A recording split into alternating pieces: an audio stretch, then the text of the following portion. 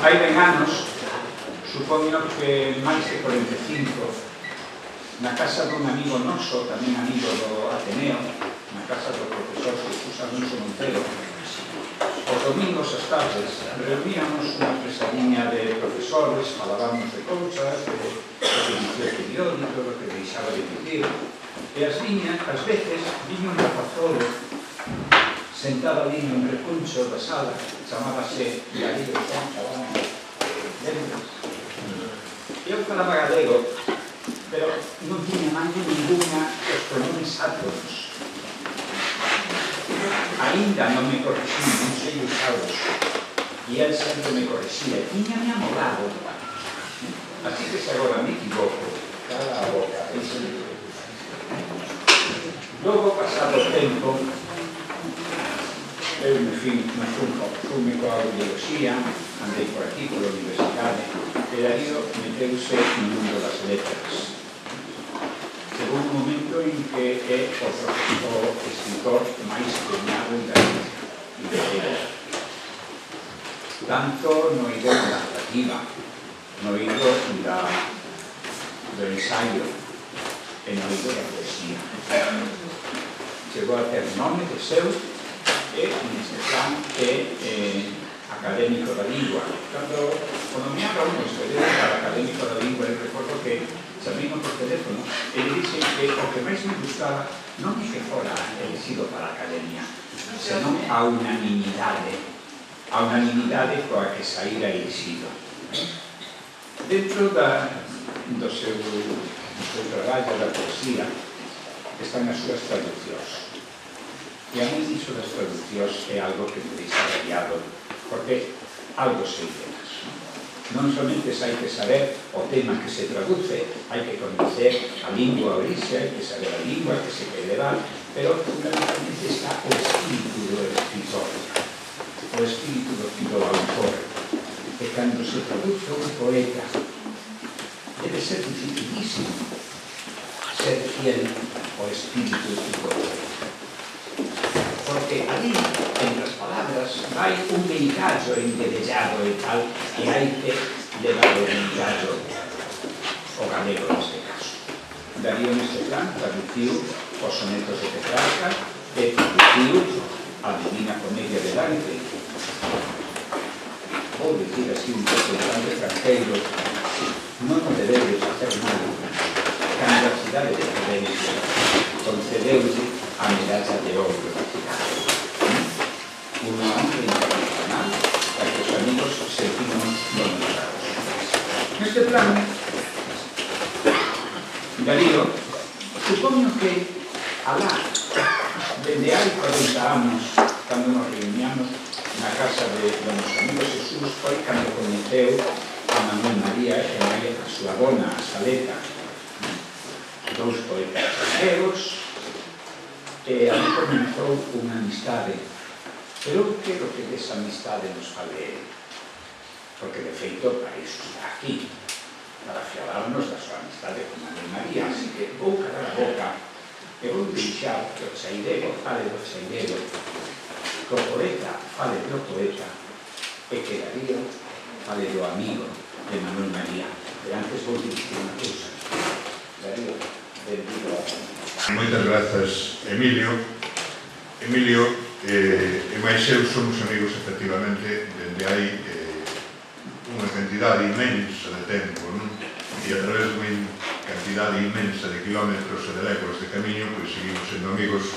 Eso quere dicir que a nosa amistade foi ben fundada e foi ben continuada, e espero que dure aínda moitos anos, que serán os anos naturalmente da nosa vida, porque despois, extinguidos os contactos, xa non poderemos saber se seguimos sendo amigos ou non. Mentir. A min, a medalla de ouro da cidade de Florencia é certo que me deron, pero se me deron é porque había uns amigos, exactamente Giuseppe Tabani e Giulia Lanciani, que se preocuparon por que me deron, porque naturalmente de min en Florencia non sabían nada. Vamos decir as cousas como son, que estes premios, por moi fermosos que sexan, e por moito que aquecen o corazón de un, en realidade sabemos por que ven, sabemos por que un ten que veñen porque un ten amigos, e iso tamén en realidade casi os fai máis de mérito, non? Porque importa máis ter amigos que ter premios. Verdadeiramente estou enormemente contento de estar aquí con vos, con tanta xente. Realmente un local tan fermoso e tan ateigado é unha cousa que poucas veces se me ofrece a un conferenciante, non? A un conferenciante, ademais, que non é precisamente moi brillante, pero que se abstén rigorosamente de ler as súas conferencias, non? Porque cree que a conferencia é un acto de comunicación que ás veces sae ben, ás veces sae regular e ás veces sae mal e non lle temos que facer, non? Esperemos que hoxe quede entre as dúas, entre o ben e o mal, e que seamos daqui regularmente satisfeitos, tanto eu de ter dito cousas con sentido como a vos de escoitar cousas que vos parezan con algún sentido. Falar de Manuel María, Emilio xa lo dio eso, é falar de algo que está demasiado cerca do corazón. Efectivamente, cando eu tiña, e despois procurarei falar de Manuel María, non de min, cando eu tiña aínda 16 anos, no ano 1968, no mes de febreiro sería, deronme o enderezo de Manuel María Monforte. Eu xa o encontraron unha vez, no ano anterior, na biblioteca do Instituto, presentara a Alonso Montero, e, bueno, fora unha destes presentacións aquí Manuel María, aquí un rapaz que empeza a escribir versos. O ano seguinte, que xa tiña escritos moitos máis versos, e a min parecía que incluso tiñan algo máis de xeito, eu escribinlle a Manuel María unha carta que dicía: meu querido mestre, por suposto trataba de vostede, que tiña 40 anos, era bellísimo, meu querido mestre, eu non sei se se acorda de que xa nos conocemos ao tempo ano pasado, non? Eu escribo versos, non? E a mí gustaríame moito que vostede nos lera, a ver se podemos facer algo con eles, non? Se vale para algo, non? E a volta de correo veo unha carta de Monforte, que era onde vivía, e díceme: meu querido amigo, un destes fins de semana, o primeiro que se cadre ben, veste por aquí, botas o fin de semana con Soleta e comigo a Monforte e falamos de versos e máis do que sexa todo o que queiras, non? Coa condición de que me trates de ti. E eu, naturalmente, que esa condición me agradaba moitísimo, pois alá fun recibido por ele. E eu era un rapaz que iba a facer os 17 anos, non? E recibín del o magisterio, pero non o magisterio poético, non só o magisterio poético, que iso, ao fin e ao cabo, é unha cousa que tamén anda nos libros e non fai falta nin sequera recibir da persoa, non? Recibín o magisterio de vida, non? E recibín nos seus días as broncas e os enfados que tiña o irmán maior, o irmán pequeno, que facía cousas disparatadas, non? Porque os irmáns pequenos sempre facemos cousas disparatadas. Eu que fui o irmán maior dos meus irmáns, sei perfectamente. Os meus irmáns pequenos sempre facían cousas disparatadas, e para Manuel María facía cousas disparatadas, se reñían, e facía ben, e non conseguir así moitos resultados, pero eu creo que cada vez que fago unha cousa na miña vida, penso en Manuel María e teño Manuel María como espello e como mestre, non de poesía, non só de poesía, non só de literatura, senón como mestre de vida, de política, de ética e de todas estas cousas que son, en definitiva, moito máis importantes desde o punto de vista persoal do que pode ser a literatura, que é importante, pero que, en fin, é secundaria con respecto ás cuestións do comportamento humano. Pero non é deso do que eu quero falar. Eu quixera falar de Manuel María, que é unha cousa moi difícil, porque Manuel María é realmente algo moi grande para reducir, para meter nunha conferencia. Non podría estar falando horas e horas de Manuel María e non acabar. Por outra parte, é moi problemático falar aquí, onde hai persoas que certamente saben tanto ou máis de Manuel María que a min, e hai persoas que saben de Manuel María cousas que eu non sei, eso tamén estou seguro, non? Salvador García Bodaño, seu compañeiro de xeración, Eulogio Ruibal, e seguramente varios outros, coñeceron a Manuel María e saben de Manuel María cousas que eu non. Pero intentarei dicir algunhas das que sei, a ver se son capaz de transmitir unha idea de como era, de como foi, como home e como poeta, fundamentalmente como poeta, ainda que foi máis cousas en canto escritor foi máis cousas que poeta, o Manuel María. Manuel María, como sabedes, naceu en Outeiro de Rei, na Terra Chá, o 6 de outubro de 1929. Outeiro de Rei é unha aldea extraña, non é unha aldea como as outras, en realidad é unha pobra. É unha aldea de fundación, eu non sei a época en que tal, pero que é unha pobra que está vinculada á Casa de Lemos nos séculos XIV, XV, XVI, fundamentalmente a Casa de Lemos. Antes hai outras discusións, e é unha vila agraria, moi pequeniña. É un burgo, é realmente un burgo. En realidade formase ao redor dun castelo que despois foi pazo, que ainda existe en unhas condicións absolutamente lamentables, porque non só está en ruínas, senón que hai uns cantos anos meteronlle unhas placas espantosas que despois debemos acabar os cartos e non se acabou a obra, entonces aquilo realmente é un espanto. Pero é unha vila tan extraña que, por exemplo, vai por unha rúa que vai precisamente a ese pazo, ese que foi pazo e que hoxe é unha ruína espantosa, e a mão esquerda encontra unha casa moi modesta, que foi casa de habitación, que probablemente despois foi incluso un simple cortello ou unha corte, e que hoxe está totalmente abandonada, pero que ten unha porta románica perfectamente conservada, non? Bueno, perfectamente non tanto, pero está ali con toda a súa tipoloxía, claramente do século XII, principios do XIII. Manuel era fillo dunha familia importante en Outeiro de Rei, unha familia de labregos, pero unha familia de labregos non como calquera outra familia de labregos, como a miña, por exemplo, senón unha familia de labregos ricos, de labregos ben acomodados, non? Ricos na medida en que se dice labregos ricos no noso país, que tampouco non é tanto. É dicir, na casa de Manuel María, en aquel tempo da agricultura tradicional, había 11 ou 12 vacas, mataban 12 porcos ao ano, porque claro, había que dar de comer non só a familia, senón tamén os criados e os jornaleiros que viñen a axudar ao traballo. Tiñan 100 fincas que traballaban en Outeiro de Rei, fincas naturalmente pequenas, unhas máis grandes e outras máis pequenas, e cobraban rendas por fincas que non traballaban eles ou tamén por un lugar que tiñan na parroquia de Caboi, no lugar de Astariz.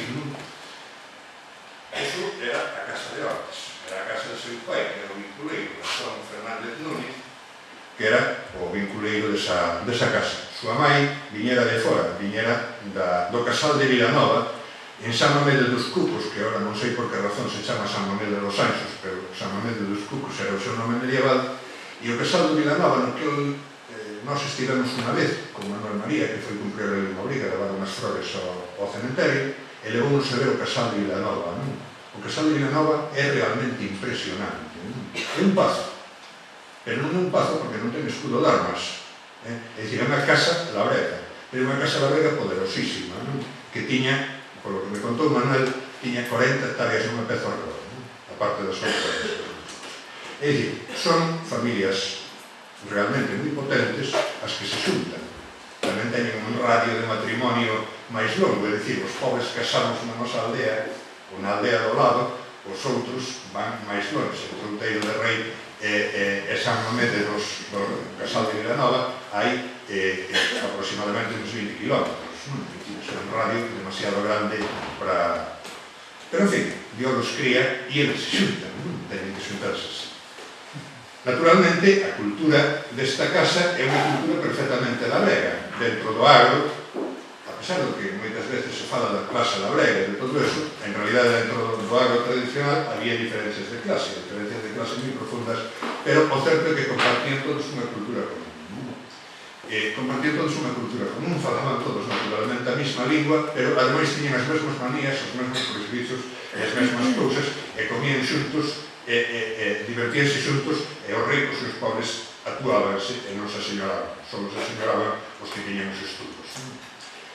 Estudos tamén nos salían na casa de Manuel María, é dicir, o irmão do pai era o cura Xosé Fernández Núñez, que foi cura de San Froilán, era licenciado en Filosofía e Letras, era un homem culto, que falaba francés e italiano perfectamente, ou por lo menos eso dicía Manuel María, non sei se despois a perfección era tanto, era algo menos, e este home foi párroco de San Froilán, pero que ademais de ser párroco de San Froilán de Lugo, que é unha parroquia urbana rica e tal, era profesor de filosofía no Instituto Femenino e ademais foi o creador da gran parroquia de Lugo de hoxe, non? A parroquia máis populosa, que é a parroquia da Milagrosa, que en realidade é unha creación de Don José Fernández. Por outra banda, non todos eran labregos ni curas. Había na casa outro dos tíos de Manuel María, outro dos irmãos do pai, tiña un comercio en Madrid. Tiña un comercio en Madrid, e en Madrid iban precisamente os avós de cando en cando. Un primo de seu pai, Tomás Núñez Reguela, por exemplo, foi un médico de moita zona en Lugo, non? Outro primo de seu pai foi Ramón Fernández Mato. Ramón Fernández Mato, escritor en lingua castelá, político, sobre todo xornalista, despois metido a político na Segunda República, non recordo moi ben, pero creo que era un home de Porcada Valladares. Foi gobernador civil, creo que incluso tivo algún cargo máis importante. Contase dele unha cousa moi curiosa, que non me resisto a contar, porque contaba o propio Manuel María. Resulta que cando era gobernador civil de Cáceres houve unha folga, houve unha folga en Cáceres, nun pueblo, entonces mandaron para ali unha compañía da Guardia Civil. Entonces, ao día seguinte, chama o capitán da compañía, chama o gobernador e dice: mire, señor gobernador, aquí, en vista das circunstancias, as cousas pacificáronse, xa non hai nada, E dicelle Fernández Mato: bueno, pois deixe aí 10 circunstancias e un cabo e vense para aquí por resto. Este Fernández Mato terminou mal, é dicir, primeiro, despois da guerra, pois, foi pro exilio, pero no exilio andou con malas compañías, estuvo ao salvo do ditador Trujillo, do ditador dominicano. Escribiu mesmo un libro en Louvanza de Trujillo, que se traduciu polo menos ao inglés e ao francés, aparte da edición en castelán, e terminou volvendo traído por Fraga Iván, os éticos. Quero dicir que a familia de Manuel María é unha familia labrega, integrada, digamos, coa pequena burguesía de carácter empresarial, e máis coa pequena burguesía non tan pequena, coa burguesía ilustrada, digamos. É dicir, non é exactamente un labrego ou uso. E isto cambia ademais porque, é dicir, ele era o primeiro fillo, e despois viñeron outros tres fillos varosos, Antón, Xosé, Antón e Xesús. Xosé e Antón que morreron despois que ele, Xesús que morreu nun accidente cando era pequeno ainda, que non tiña 14 ou 15 anos, Entón, claro, nesa familia alguén tiña que estudiar, E iso que súa mãe, a señora Pastora Teixeiro Casanova, era unha señora que era absolutamente tradicional, é dicir, para ela o único que existía era a grandeza da brega, o único que importaba era ser bons fanegueiros, coller ben trigo, ter ben gando, matar ben cochos e todo iso, é dicir, iso era o seu Deus. Pero alguén tiña que estudar porque se facían todas as xeracións desa familia, E quen estudou foi Manuel María, quen foi primeiro que estudiar foi Manuel María, que no ano 1952, se non me equivoco, aprobou o ingreso do bacharelato e foi estudiar para ele. Precisamente nos días que aprobou o ingreso do bacharelato, seu pai puxose enfermo de apendicite. E comentábamos aí un pouco, hoxe, unha operación de apendicite non importa, pero aquela non había penicilina. Operaron a apendicite, pero de infección en infección, e de operación en operación terminou morrendo o pai un ano despois. E entón pasou unha cousa que revolucionou, digamos, a vida de Manuel María. O tío, Don José Fernández Núñez, fíxose cargo dele. É dicir, Manuel María pasou a ser sobrinho de cura en exercicio cando tiña 12 anos ou 13, e estuvo, en realidad, en exercicio de sobrinho de cura hasta que se foi para Monforte cando tiña xa prácticamente 30 anos.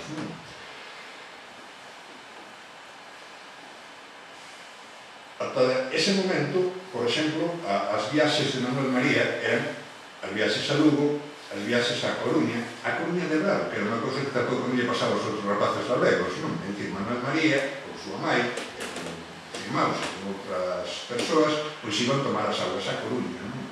Que era unha cousa que se facía moito daquela na terra chaos que podían, non? Despois, xa a cousa, igual outros vos, porque, por exemplo, unha das cousas que facía o cura era ir pasar as vacacións. Naturalmente levaba a Manuel María ir pasar as vacacións de verao a Cespón, na Ría da Lousa, onde tiña unha casa, precisamente unha irmá, non me acordo agora como se chamaba, de Ramón Fernández Mato, que estaba casada co mestre da parroquia de Cespón. Por eso, no primeiro libro de Manuel María, por exemplo, hai tantos elementos mariñeiros. Probablemente por eso, en Muñeiro de Bréganos hai elementos mariñeiros que mostran unha familiaridade, digamos, con o mundo do mar. Entrou Manuel María nos estudos de bachillerato, foi nos facendo unha brillantez, penso que bastante relativa, porque tiña outros puntos de interese. Primeiro, estudou no Colexio dos Maristas, foi incluso durante un ano, mentre que o cura non tiña casa propia, foi interno. Creo que o pasou bastante mal, ou polo menos queixábase moito, e cando chegou a facer, daquela había unha reválida en quinto, ou algo así, unha prova en quinto, entón suspendeu-la. Entón o cura deuse conta de que, claro, os maristas dabanlle boas notas, pero ensinábanlle pouco, entón quitou dos maristas e puxo a estudar no Instituto Masculino. Co cal fixo moi ben, porque ali Manuel María encontrouse, entre outras cousas, con un profesor que se chamaba Lázaro Montero de la Puente. E é conveniente lembrar o seu nome, porque realmente este home tuvo, indudablemente, unha importancia moi grande na formación de Manuel María. Creo que era salmantino, era amigo de Damaso Alonso, era un home que estaba perfectamente ao tanto da poesía que fixeran, por exemplo, da xeración do 17, todo isto, e do que se estaba facendo na poesía por aí adiante en España neses anos, e concretamente, é natural, estaba moito ao tanto da poesía que facía Damaso Alonso, e concretamente estaría moito ao tanto dese libro formidable que tivo unha influencia extraordinaria, seguramente, dentro das letras hispánicas daquel tempo, dentro de todas as letras hispánicas, que foi Hijos de la Vida. Lázaro Montero de la Puente, que escribía poemas moi clásicos e, por certo, bastante bons, foi, digamos, o primeiro mestre literario de Manuel María. Deulle a ler revistas, deulle a ler libros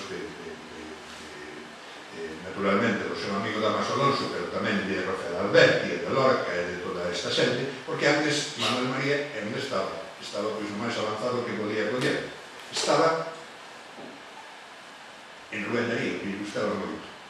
Estaban máis cousas porque, e volvo atrás, cando tiña aproximadamente 10 anos, 9-10 anos, foi a un mestre á escola de Rábade, a un mestre moi especial, que isto non sei se sería algo parente del, porque un dos seus apelidos era Núñez, non? E ese mestre, e isto fixados que era unha cousa curiosa, porque isto sucedía no ano 38-39, é dicir, estaban soando os disparos da Guerra Civil, e xa sabemos o que pasou naquelas circunstancias, ben, pero o curioso é que este mestre os sábados, pola tarde facía iso que agora chamamos clubes de lectura, que daquela ainda me parece que non lle inventaran o nome, non? Entón, neses clubes de lectura usaba dous libros. A antoloxía, a literatura gallega de Uxío Carrealdao, que é un tocho bastante considerable de 450 páxinas ou unha cousa así, que teño na casa, e máis a antoloxía da poesía galega de Álvaro das Casas, que é un tocho moito máis breve, que eu teño na casa tamén, pero que ten poemas de vanguarda, entre outras cousas. É dicir, ten dous poemas de Manuel Antonio, ten dous poemas de Amado Carballo, ten algún poema de outros autores, digamos, asimilados máis ou menos á vanguarda da nosa xeración do 25, non do 27. É dicir, que Manuel María, en realidad, xa estaba en contacto desde pequeno con esta poesía, digamos, rompedora, con esta poesía nova. Pero isto non quere dicir que a súa formación estivese. A súa formación é, desde logo, dos anos eses de bacharelato, dos anos últimos de bacharelato, de sexto e de sétimo, nos cal estivo como profesora Lázaro Montero de la Puente e como amigo moi íntimo ao Xino Bonella, seu compañeiro de xeración. E como amigos maiores, empezou, porque Lázaro Montero, naturalmente, que el rapaz brillante, presentou aos seus amigos intelectuais de Lugo, que eran unha pandilla de galeguistas e republicanos que estaban camuflados co terreo intentando sobrevivir naquel tempo horroroso, e que eran, pois, por exemplo, Celestino Fernández de la Vega, Ángel Fole, Roz Codina, Ángel Xuan, Luis Pimentel, o farmacéutico Antón Figueroa, que cos de Lugo pois é unha persoa que ben sabemos quen era. Con toda esta xente, Manuel María entra, digamos, como puiden entrar eu, na casa del cando tiña 16 anos ou 17, non? El entra e empeza a tratar a Ángel Fole, que daquela estaba bastante mal da cabeza, non? Estaba moi fora do seu tal, pero que era un home realmente extraordinario, un home de unha gran cultura. Celestino Fernández de la Vega, que era unha cousa moi seria, un home que lía perfectamente e falaba alemán, que traduciu poucos anos despois ese libro de Heidegger da esencia da verdade que nunca fun capaz de ler, que perde de ser buísimo ao galego, non? Xente que estaba por ali, que era, Celestino Fernández de la Vega, como traduciu ese libro? Traducido porque había un señor que tamén viña por eses grupos, que se chamaba Domingo Carballo, que era profesora en Alemanha e que era moi amigo de Heidegger, non? É dicir, hai uns contactos reais coa cultura, non só coa cultura que se facía, digamos, o que se facía, digamos, na Galicia franquista ou na España franquista, senón coa cultura que se facía fora. Había un profesor de francés, que o nome non nos recordo, me parece que tampouco nunca o souben, que traía, por exemplo, a Camus e a Sartre, para que o lesen, non? É dicir, traía unhas edicións originais. É dicir, que en realidade, a Lugo, con todo o ser, como decíamos nós, cando éramos pequenos, todo o mundo, con perdón da súa cara, era un sitio onde chegaban realmente as cousas, onde realmente se sabían unha serie de cousas, e ás veces sabíanse mellor que agora, porque se reflexionaban máis, porque hoxe o problema que temos non é de non saber as cousas, é de saber demasiadas e non centrarnos realmente nas importantes. En 1949, Manuel María empeza, digamos, a facer as súas primeiras armas públicas. Fai un disparate con un rapaz que se chamaba Manuel Antonio Sopena, fai unha revistinha que se chama Xistral, que é unha ruína, non botenes unha bronca tremendísima, que despois non puderan pagar, que non que pagar a mãe do Sopena, a máis o tío de Manuel María, que tamén é unha bronca na San Cristía de moitos andiós, non? Por lo menos eso conta Manuel María nas súas conversas, non? Dá, por exemplo, unha conferencia sobre as vanguardas de Juan Ramón Jiménez, que xa hai que ter atrevemento, pero deu esa conferencia no Círculo das Artes, que na sociedade, saben os de Lugo e os que conocen Lugo, realmente moi meritoria, porque sempre estivo, en algunhas épocas de unha maneira excepcional, sempre estivo da parte da cultura, e tamén da parte da cultura galega, todo hai que dicirlo. E publica os rapaces, os compañeiros, recaudan cartos e imprimen unha plaqueta de poemas en castelán, unha plaqueta de poemas que se chama Marinero da Noche. Bueno, non teño anotado, pero creo que se chama Marinero da Noche, se non se miraredes, se veredes que estou equivocado, que eu nunca cheguei a ler, sei onde está, e ainda de ler, en canto pase o Día das Letras Galegas, ainda de ler, non? Pero a toda hora non tive unha ocasión. Supoño que son uns poemas relativamente malos, non? É dicir, son eses poemas de aprendizaxe. Pero en 1949, nas vacacións do Bravo, escribe, polas beiras do Miño, un libro que se chama Muiñeiro de Brétemas, e iso xa é outra cousa, non? Si ser un gran libro, Muiñeiro de Brétemas, é un libro no cal realmente hai xa un poema, hai xa un poeta e hai algúns poemas realmente moi bons, non? Hai dúas liñas nele, non? Unha liña podemos asociar, se queremos, podemos asociar con Manuel Antonio, outra liña podemos asociar con Amado Carballo. Esas duas líneas sempre están presentes en Manuel María, de algún modo ou doutro, sempre unha devoción especial que el tiña por Amado Carballo, pola súa gracia saltareira, polo seu metro, pola súa musicalidade, e outra pola musicalidade de madeira dos versos rigorosos, estritos e non métricos, ou non estritamente métricos, de Manuel Antonio.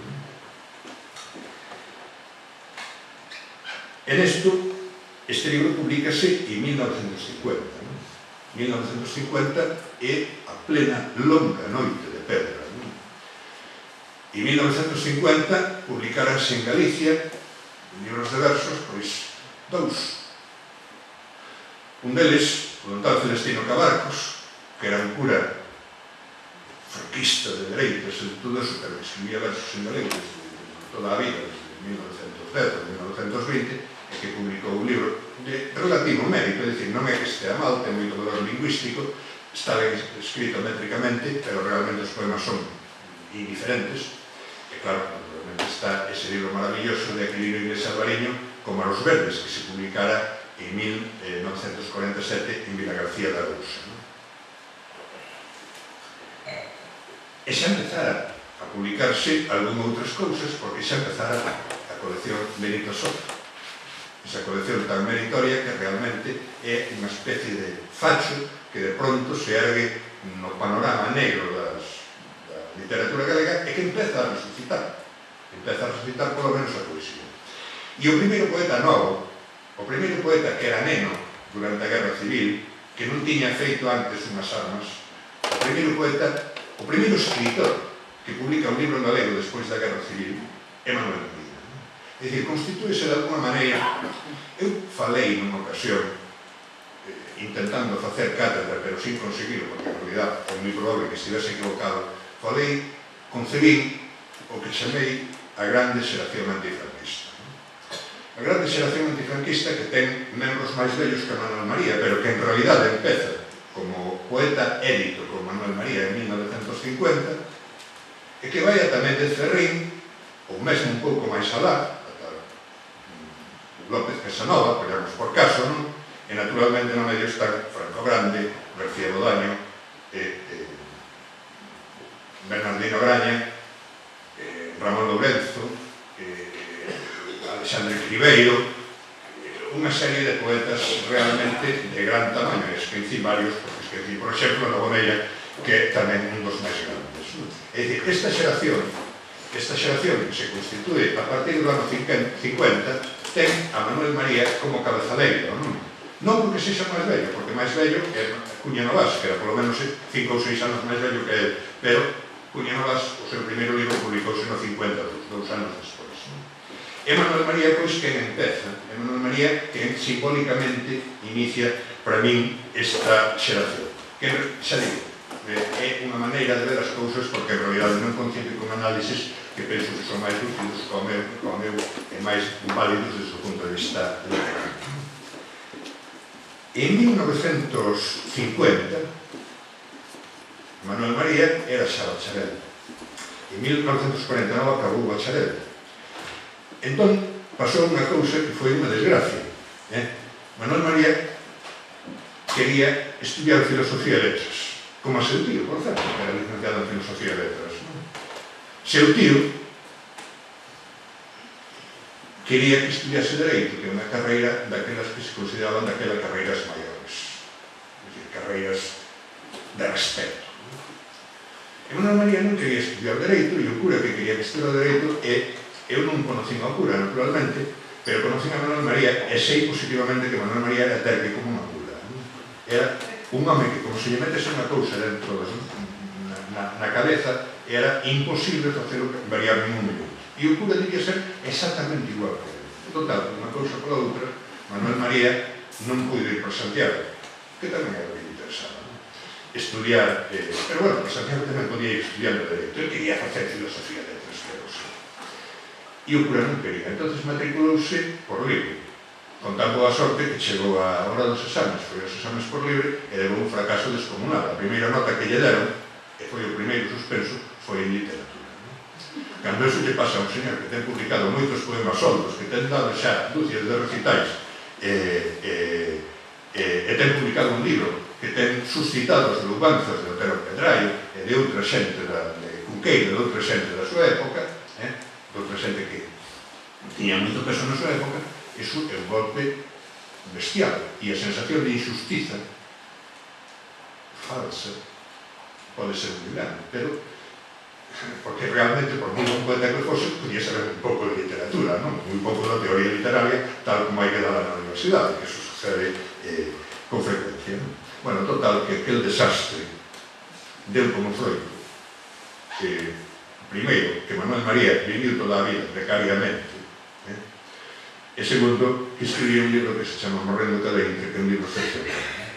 É un libro dunha potencia, dunha violencia verbal verdadeiramente extraordinaria. É un libro que realmente xustifica xa unha vida de poeta. Sin embargo, escribiron, dice el, nunha noite na que loitaban non sei que as estrelas, non?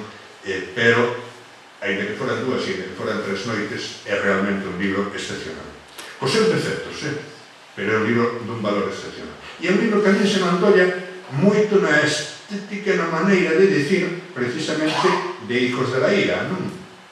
De Damas Lorenzo, non? Eu creo que hai os críticos deberían mirar, ao mellor, porque eso levase moito, non? De mirar os precedentes que hai, penso que hai bastante deso e de outras cousas, non? Porque tamén hai moito Manuel Antonio, non?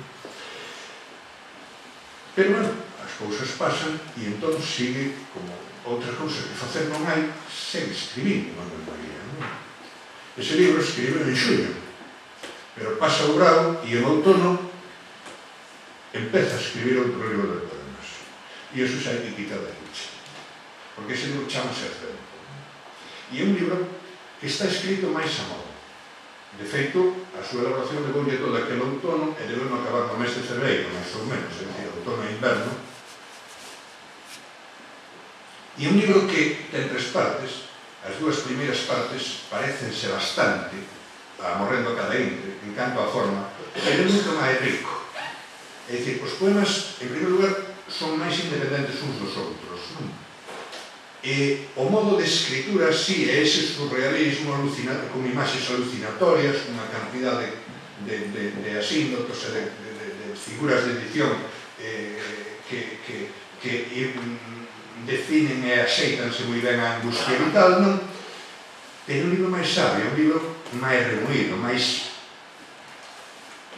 formalmente millor. Formalmente millor.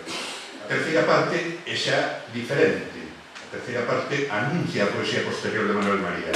Esa poesía suntuosa, esa poesía brutal, esa poesía de grandes recursos retóricos, que é Morrendo cada intre, e que é na primeira e na segunda parte de Advento, na terceira parte adelgáfanse, non? E tenden cara a unha poesía pobre, non? Cara a unha poesía pobre de recursos, quero dicir, non? E arte pobre, non? Dicen tamén, que con respecto á poesía nunca se aplicou que o saiba, non? E ese libro Advento, eu para min, é un deses grandes libros que hai na poesía galega, non? Dos cales só vou dicir un, de 4 a 4, porque os outros están vivos e habría que citar algún presente. Pero hai uns cantos libros na poesía galega que son redondos, é dicir, que parece que non sobra nin falta nada, nin un verso, nin unha coma, nin hasta un branco de papel. E un deses libros é Advento, ao meu entender. Pasa Advento, Manuel María vai a Mili, ven para Santiago, en Santiago encontrase con outros dos grandes intelectuais, os máis grandes, realmente. Están Bouzabel, están García Saber, está Ramón Piñeiro, está o pintor Maside, que é importantísimo na súa formación, e na súa amizade, na súa propia persoa, é dicir, ele queríalle moitísimo a Maside. E ademais dice, por exemplo, Maside foi o primeiro que descubriu o marxismo, non? Considero como moi importante na súa formación, e está o Otero Pedraio. Otero Pedraio, o gran Otero Pedraio. Están tamén os outros, que veñen con Santiago de cando en cando, como Cabanillas e outros moitos grandes que naturalmente siguen tendo Santiago como unha referencia, entre outras cousas porque está o Pedraio, que é o presidente secreto da República Galega. Con Otero Pedraio ten un trato moi importante. Otero Pedraio gustaba de falar, naturalmente.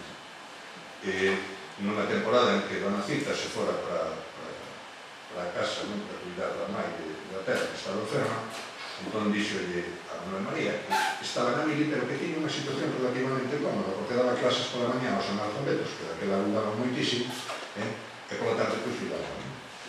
Bueno, xa ligaba pola mañá, xa podía correr fora. E entonces dixo, véngase comer comigo, faga unha caridade de irse comer comigo, que non teño, estou solo, non teño comer fora. E así foi que Manuel María estivo comendo con Matero Pedraio durante moitas semanas, e iso naturalmente debe marcar moito. E de feito marcou, porque daquela Manuel María cando empeza a interesarse máis, xa está en Muiñeiro de Bertemas, pero a poesía da paisaxe, pero non da paisaxe abstrata, senón da paisaxe de implicación humana, da paisaxe, sí, telúrica, pero ao mesmo tempo humanizada. Entón, é a partir de aí que nace o Terrachá, e é a partir de aí o que nace todos os poemas, bueno, tamén os poemas a Compostela, que se publicaron moitísimos anos despois, o poema O Miño, que o libro de poemas O Miño, que se publicou tamén moitísimos anos despois, pero, sobre todo, os poemas que confluen nese libro tamén esencial dentro da obra de Manuel María, que é Mar Maior, que se publica en 1963, pero que arranca poemas escritos desde 1952 a ese mesmo ano da publicación. Pero Manuel María nese momento escribe máis lento, escribe menos. Escribe moitas cousas porque en realidad hai moitas cousas inéditas que foron saindo despois, pero escribe menos que neses primeiros 2 anos máxicos e absolutos de desbordamento como un río, non? Ou como máis ben como a tormenta, non? Escribe máis repousado e escribe de outra maneira, é dicir, escribe en diálogo fundamentalmente con 2 poetas contemporáneos, ao meu entender. El dice que moito diálogo con Francis Llanes, que é un poeta francés, Gascón, hoxe moi esquecido en Francia ou ben, que supoño que en Galicia lemos 3 ou 4 por influencia de Manuel María. Non é un mal poeta, é un bon poeta, é realmente moito mellor poeta do que Rus pensa. Pero eu creo que máis que a influencia que existe de Francis Llanes é unha referencia ilustre que colle naquele momento, que estaba moito de moda, pero que hai un diálogo moito máis intenso con Luis Pimentel e con Álvaro Cunqueiro. Non con Álvaro Cunqueiro de Dona do Corpo Delgado, que se publicou no 49 ou no 50, que é un libro suntuoso de grande alento lírico e de grande alento retórico tamén. Non. Cunqueiro, que naquele momento estaba escribindo os poemas breves, moi espidos, moi elementais, que despois confluíron, constituíron unha parte do derba e aquí e por lá. El tiña relación directa con Cunqueiro, tiña amizade con Cunqueiro, moita amizade con Cunqueiro, pero non só eso, Cunqueiro estaba publicando eses poemas por aí adiante, ainda que non se publicaran, daqueles libros publicábanse cando se publicaban e cando se podía, realmente as revistas de poesía e os propios xornais publicaban poesía e todos os poetas se lían entre sí nesas publicacións, digamos, máis efémeras, máis fugaces. Ben, a vida para Manuel María estaba un pouco escura. Tiña a fortuna de que era sobrinho de cura, de que escribía algunhas cousas por os xornais, supoño que lle pagarían moi mal, facía algunhas colaboracións na radio en Lugo, axudaba un pouco a cura na administración da parroquia e todas as cousas, daría algo, supoño, aparte de vivir na casa con él, non? Pero non tiña oficina en beneficio porque os dous seguían emperrados e non sei. Despois o cura dixo, pois entón faite secretario de Concello, que daquela non había que ser abogado para serlo, non? E tampouco non dixo. E despois terminou meténdose procurador dos tribunais, que é moito peor que ser secretario de Concello, non? Ben, estudiou para procurador dos tribunais e no ano 56 eu digo que tivo a sorte de coñecer a Saleta Goi García, que era filla do secretario de Concello, un secretario de Concello da Pastoriza, na Terrachá, republicano, da esquerda republicana, represaliado, que despois fora aguantando máis ou menos, despois deixara de ser secretario, pasara a ser oficial maior nun sitio, ao final volver a ser rehabilitado e terminar sendo secretario outra vez, non? E E Manuel, entón, o que fixo foi o seguinte, pensou en gobernar a vida e buscou un sitio onde radicarse, que foi Monforte. Por qué? Pois porque lle parecía que ali, en Ciudad de Monforte, que podía ter, digamos, máis esforzos e máis comunicacións e todas esas cousas que horribles e pouco divertidas que fan os procuradores. Antes tive unha oportunidade, é dicir, na Radio La Voz de Vigo ofreceronlle ser xefe de programas. El tiña xa experiencia na Radio Lugo, e experiencia na prensa, e ele era alguén realmente, na parte dos libros, tiña outras cousas. Dixéronlle que lle daban ese posto de xefe de programas nesta emisora de Vigo con 6.000 pesetas de salario, que era moito, porque anos despois o salario mínimo interprofesional era 1.800 pesetas ao mes. Pero Manuel María dixo que non. Por que dixo que non? Porque tiña que afiliarse a Falange. E non quixo afiliarse a Falange. Outros pasamos por outras forcas caudinas, non? Pero Manuel María xa no ano ese que debía ser o ano 58, ao final do 58, xa non pasaba polo ano. Entón, se instalou en Monforte, e Monforte foi vivido como procurador, colaborou tamén na Radio Aquilino, que chamaban de Monforte, deu clases en academia, viviron moi modestamente, polo menos hasta o ano 1970, en que puxeron a librería Xistral, que de contado se converteu nun centro cultural logo de Monforte, pero que ademais que contribuiu un mínimo bon pasar, unha mínima folgura económica de Manuel de Saleta. A librería naturalmente atendeu na sempre Saleta porque Manuel para asuntos comerciais non valía absolutamente para nada. Mentres tanto, en 1962-63 a política en Galicia empezara a cambiar. Iniciase o camiño de cara ao Consello da Mocedade, no cal Manuel de Saleta están desde o primeiro momento, máis ou menos, en segundo plano. No 63, cando estoupou o Consello da Mocedade nas súas faccións e todo aquilo, pois eles quedaron, digamos, dentro da liña que terminaron concluindo estando na liña que acaudillaba, digamos, Méndez Ferrín, que terminou na fundación da UPG en 1964. Eles entraron no 64, no 65 no UPG, e desde aquela, pois, a militancia política foi realmente moi intensa, intensificada fundamentalmente, eu diría que no anos 67, 68, os anos aqueles da nova canción galega, os anos aqueles en que creou a editorial Xistral coa colección Valderemos de poesía, os anos aqueles en que el realmente tuvo alguna intervención importante, como por exemplo a presentación do recital de Raimón en Santiago, que foi unha espoleta de todo isto, de todos os xeitos que o conte o vosso presidente calquera destes días, porque o sabe moitísimo intercambio, porque aquilo non vive de cerca. A vida da militancia naqueles anos ás veces foi dura, por exemplo, un recital de poesía nun lugar universitario de Madrid, pois foron 75.000 pesetas de multa, que non sei despois o que pasou con elas. Despois, xa morto o ditador, as cousas ainda case se puxeron peor, porque foron 300.000 pesetas de unha multa por unha manifestación en Quiroga a Saleta e outras 300.000 ao Manuel, cando eran manifestantes como outros calquera, porque ademais nunca tiveron, sobre todo Manuel, un papel dirixente dentro da liña política. Pero, de todos os xeitos, e eu creo que teño que ir acabando a miña peroración, sin acabar, naturalmente, coa vida de Manuel María, eu quería fixarme nas cuestións poéticas, fundamentalmente. E a cuestión poética, fundamentalmente, para min, está no seguinte. Hai unha primeira época de Manuel María, que son os anos 49 e 51, que son, digamos, como unha explosión de dinamita.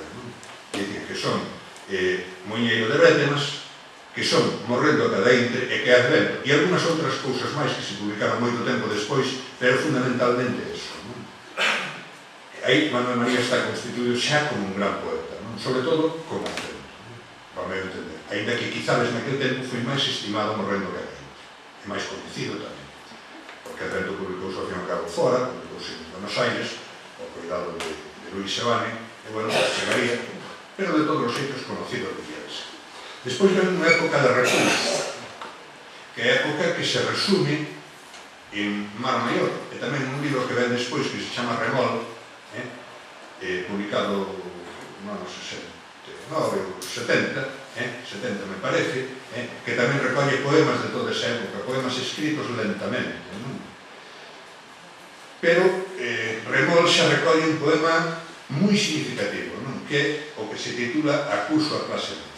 Acuso a clase media, grandes e pequenos burgueses, comerciantes enriquecidos co extraperlo, porque eles foron e son os que traicionan o espírito sinxelo, enxebre e entergo de Galicia, etc. Ese poema que foi casi unha bandeira, non? Que se publicou nun disco, que se gravou coa súa propia voz nun disco, e que se puxo en moitísimos sitios onde había tocadiscos, e foi recitado por moitísimos agitadores, poetas ou non poetas, entre eles por min, en lugares recónditos, en cineclubes, en lugares onde se reunían algúns rapaces na trastenda de unha taberna, e todo eso simplemente como arma de combate. Porque Manuel María no ano 67, fundamentalmente no ano 67, xa tiña cousas, pero no ano 67 inicia unha etapa casi monotemática de poesía civil, de poesía de combate, de poesía entregada ao combate político. Iníciase simbólicamente, digamos, co libro Prova Documental, que escribiu en 1967, e esa época termina, diría eu, aproximadamente no ano 1979, o libro Poema da Neva Ferrollada, que ainda está inédito, pero que eu teño, e entonces ainda podía falar de. Esta terceira xeira,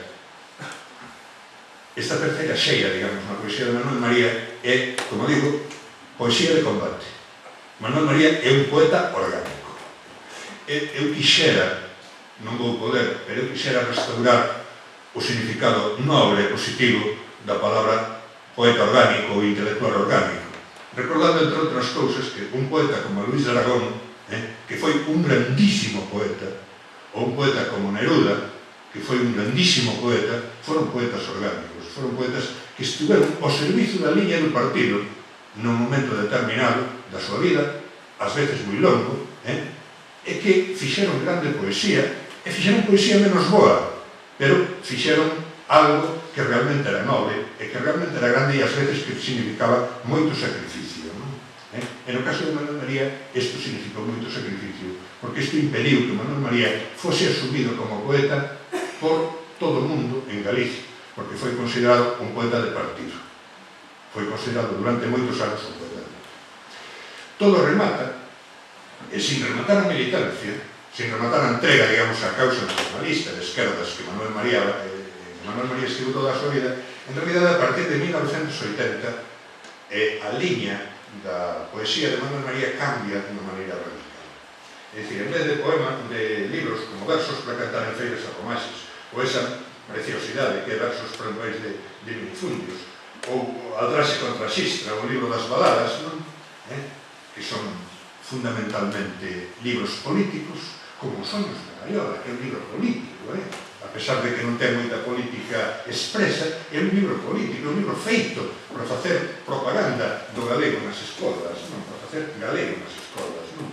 Ou, dunha maneira moito máis descarada, por dicirlo así, As Rúas do Ventoceiro, non? Que é tamén un libro, e este xa descaradamente político, non? A cuarta xeira non, a cuarta xeira, que empeza cos poemas da Labrada Estremecida, volve fundamentalmente á liña de Mar Maior, da maioría de Mar Maior, pero ainda máis espida, non? Non sempre acerta cos poemas, non sempre acerta cos poemas. Manuel María escribiu probablemente 1500 poemas na súa vida e máis de 50.000 versos. Iso é moito. Iso é demasiado. Entón, realmente non sempre acerta cos poemas. Pero na cuarta xeira, na terceira xeira, na xeira política, hai poemas, por exemplo, de versos para cantar en feiras e romaxes. Por exemplo, un que se chama Trítico, dedicado ao encanto de Xavier Couso, que é un auténtico exemplo de poesía esperpéntica, de poesía que busca, dentro dunhas rimas voluntariamente ridículas, busca uns efectos críticos e consigue uns efectos críticos verdadeiramente espléndidos, non? Ou Andraxe Contraxista, que é un poema que ten moitos, un poema longo que ten moitos momentos de grandísimo alento poético, non? Ou Catavento de Neutros Domesticados, que é un libro onde hai algúns poemas que teñen a mesma altura poética que pode ter os millores poemas de Morredo a cada intre ou os millores poemas das letras. É dicir, na época política de Manuel María hai grande poesía.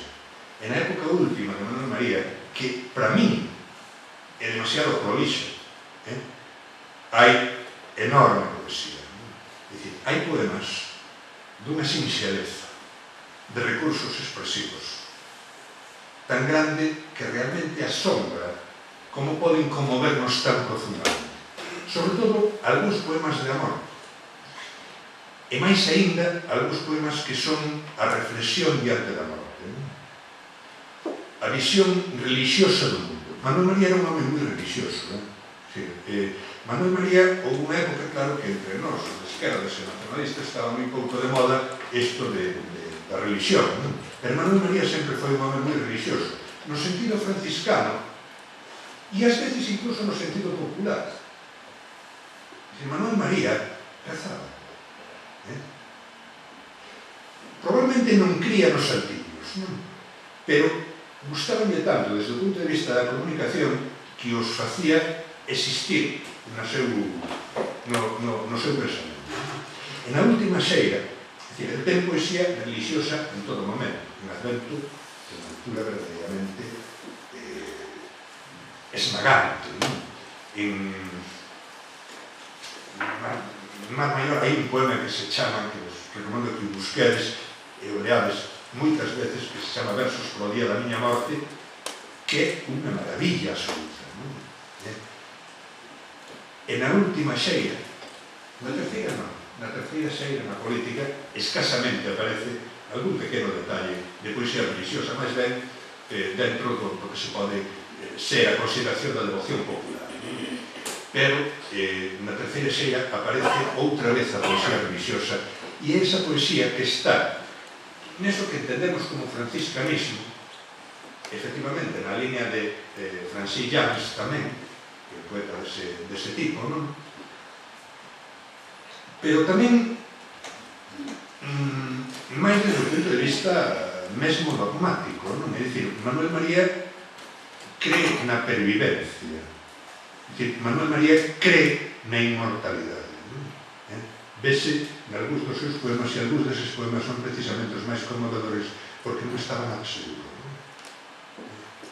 Entón, ese desexo de permanencia que aparece en algúns poemas, eu xuro-vos que é unha das cousas que máis me conmove en Manuel María. Non sei por qué, porque eu son ateo. Eu sí son ateo.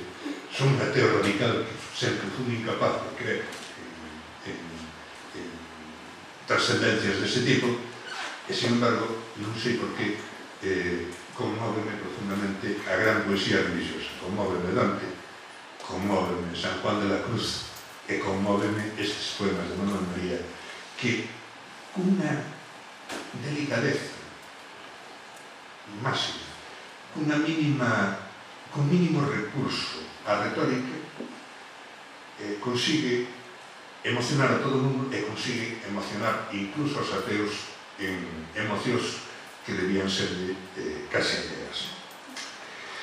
A vida de Manuel María é demasiado grande, non? Para reducir a unha conferencia. Eu só dixen 4 cousas decepcionantes para vos, pero que de outra maneira non se pode facer. Poderíamos estar falando 6 horas e non poderíamos abranguer nin a súa obra literaria, que ademais é moito máis que a poesía, é importante no teatro, e sobre todo no teatro infantil, é moi importante no xornalismo, e ten unha importancia considerable, para mí menor, dentro da narrativa, que é unha obra realmente moi grande, pero que ademais a súa vida foi unha vida exemplar. Manuel María estivo en todos os sitios onde había que estar, e había incluso nalgún que non había que estar. Andivo por todos os camiños de Galicia, foi a todos os lugares onde o chamaron a falar do que lle pedían que falase, sempre que estuvese dentro das súas capacidades e das súas devocións. Foi a centos e centos de lugares, deu centos e centos de conferencias, de recitais.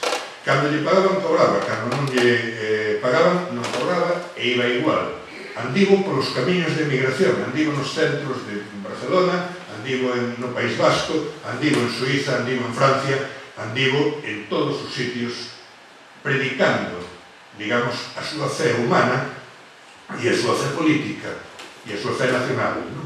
E agora estamos vendo unha cousa, estamos vendo que nós que estamos aquí somos todos xente, a maioría, xente de certa idade, levamos vivido moitos días de letras galegas, nunca vivimos un como este en canto a magnitude da celebración, e probablemente morreremos sin ver outro, porque agora o povo galego, o que tanto amou, está de algún modo intentando pagar tanto amor como lle deu, porque Manuel María era un home que amaba o povo e que amaba a xente, e unha das cousas máis conmovedoras dele non son os seus poemas, é a maneira que tiña que falar con todo o mundo, e sobre todo a maneira que tiña de falar co que ele chamaba os troliños.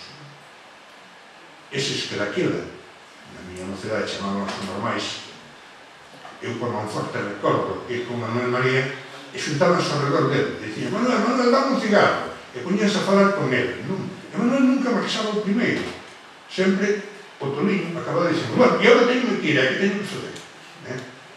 O Manuel nunca deixaba plantado a ninguna persoa, fose quen fose.